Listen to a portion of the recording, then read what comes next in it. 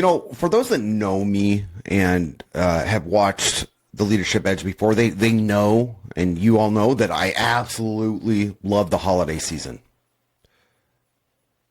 I love the decor. I love the energy. I love the festiveness. I love the spirit. But there's something about the season that invites us to pause. Yes, the Christmas trees are up, the lights are up, and the year is starting to wind down. And just for a moment, a slight moment, the noise of the world seems to soften for us enough to actually hear ourselves think. This is the time of year when we reflect, not just on the things that we've accomplished, but on how we've shown up, who we were for people around us, what kind of leader or peer we chose to be when things felt heavy. And it was a heavy year for a lot of us. But let me tell you this, as a leader, when I think of this in terms, leadership isn't measured in outcomes. It's measured in moments. Moments when the expectations were high and moments when the emotions were raw. Moments when people needed clarity and compassion at the same time. Those moments come a lot these days. So if you're someone who genuinely cares about the people you lead, if you work hard for them, and if you carry the weight of responsibility seriously, I'm talking to you today. And I want to talk to you today about the balance of leadership. That tension between accountability and care, between protecting the people around you and challenging them to grow, and between holding the line and holding the heart. During the holidays, the pressure is high. And the energy, as the holidays goes on, the energy can be stretched. So this balance matters more than ever. So wherever you're leading, whether it's a team, if you're leading a business, you're leading your family or a community, let's take some time to really talk about what it means to lead with courage, candor, and heart. The holidays are awesome, but you know what? They do not remove the responsibility of leadership by any means. In fact, the holidays magnify the responsibility of leadership. People are carrying more than what we see. They're carrying family stress. They're carrying financial pressure. They're carrying emotional fatigue. And most of the time, they don't say a word about it. They bury it and keep it to themselves. At the same time, however, guess what? The expectations around us don't disappear. The goals still matter. Standards still matter. And yes, results still matter. And as a leader, we feel that tension deeply. Especially this time of year, leaders want to give grace. Leaders want to be understanding. But we also know that the bar of expectations still matter. And, if we're not careful, we start telling ourselves a quiet story. That leadership means lowering expectations. Avoiding the hard conversations or staying silent because, hey, It's December. It's the holidays. It's almost Christmas. But here's what I've learned. Avoiding clarity never helps people.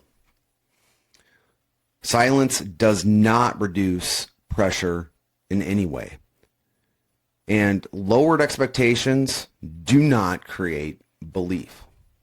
All of those things actually create mass confusion.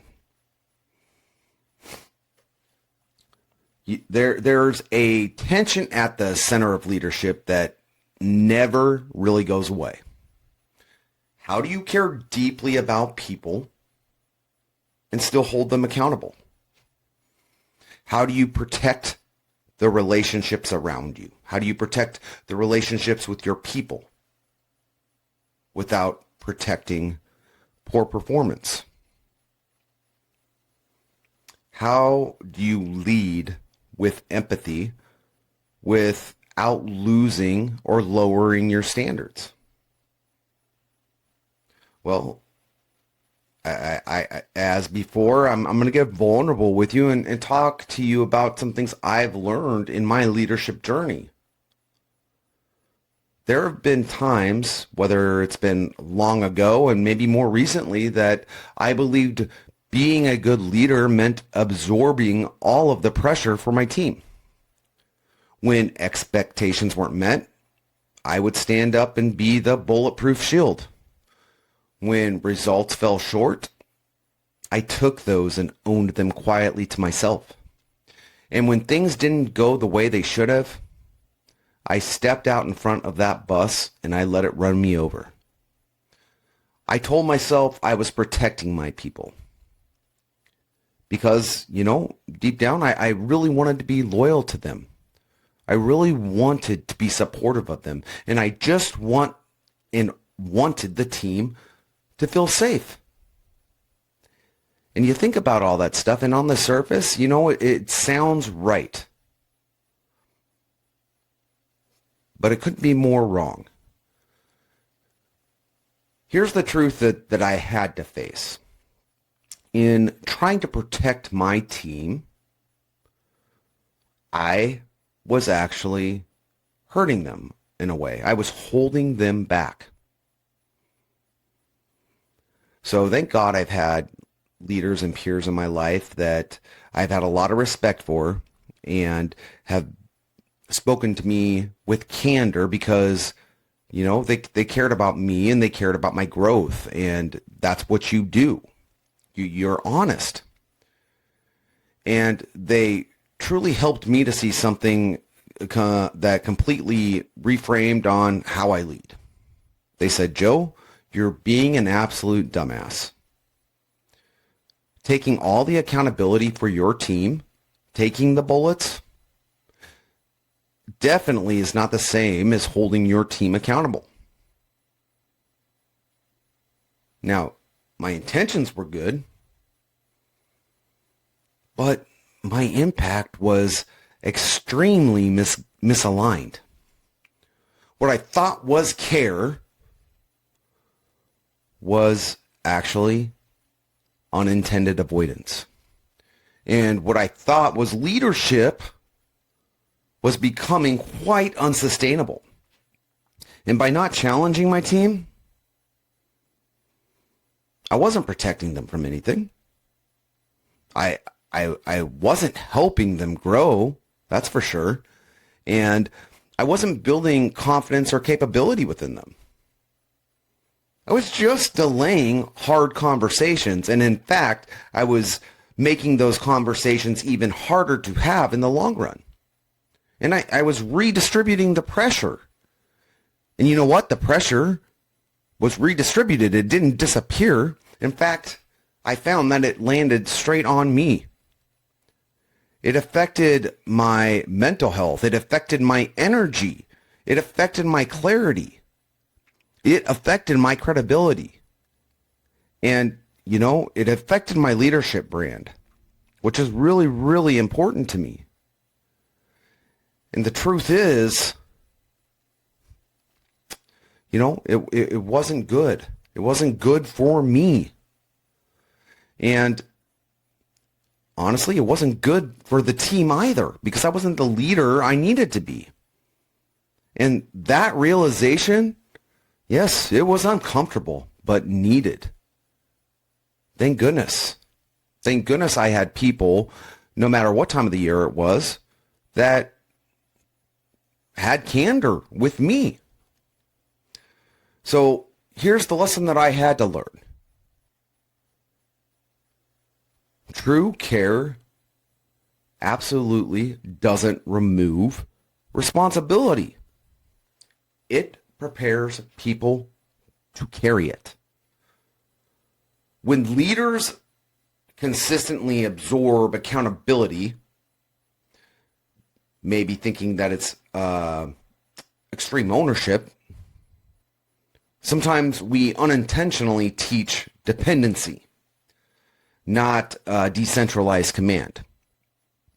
We teach our people that expectations are flexible and that growth is optional, and that someone else will always step in. And you know what? That does not build strong teams. That builds codependency. It builds fragile teams. And during the holidays, that lesson matters even more now. When people are tired and emotions are high, lowering the bar can feel compassionate, but silence does not serve people. It doesn't reduce the pressure. It just shifts it. Clarity withheld in the name of kindness, well, guess what? That eventually morphs into confusion. This is where radical candor changed everything for me. Radical candor taught me that caring deeply and speaking clearly are not opposite, but they're conjunctive partners. They work together. It's choosing honesty because you believe truly in someone and not because you're frustrated with them. It's saying, I understand how hard this season is, but this is the expectation and it still matters. We still have a job to do. We still have people depending on us. People do not fear accountability nearly as much as they fear uncertainty. Uncertainty creates that confusion. It creates fear. But you know what? Transparency creates safety. Especially in high pressure times such as the holiday season and drive times. When leaders clearly communicate expectations, when they slow down and explain the why, and they stay present through that work, well, the people feel supported. And when accountability takes place, they don't feel punished. So, with my whole heart, I believe that when we work hard for our teams, when we care for them, when we advocate for them, when we spend time developing them, when we lead with clarity, honesty, and balance, we do earn the right to ask more of them. Not out of entitlement by any means, not because of a title, but because of the trust that we have built with them. When leaders show up consistently and create environments of balance and growth, It becomes fair. The environment becomes fair and necessary to ask teams to pay the investment back in how they show up.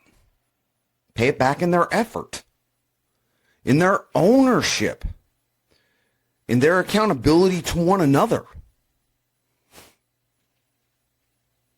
This exchange, though, it's not a transactional exchange. It's truly a relational exchange. Because accountability, when rooted in belief, becomes one of the clearest expressions of care. Have you ever heard clear is kind? Yeah. And accountability says, I see what you're capable of. And I'm not going to let you lower your standards and drift below that. That kind of leadership does not weaken relationships. It actually, it strengthens them. That kind of leadership builds trust. That kind of leadership builds confidence. And that kind of leadership builds pride. It reinforces that the standards and expectations matter. Not just because of results, but because people matter. So as we close out 2025, I really want to leave you with this. Leadership isn't about choosing between compassion and accountability. It's about having the courage to live in a space where both are required.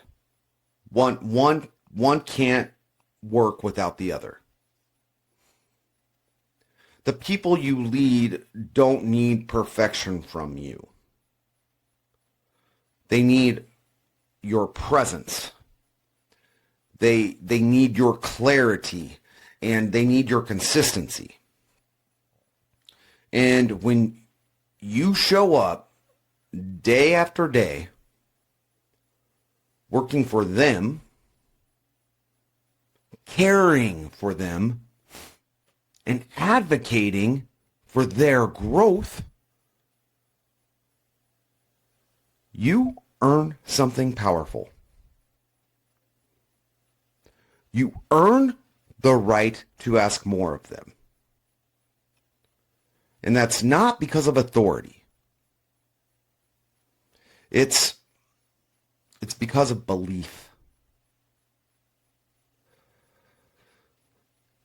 The holidays really remind us that leadership is human.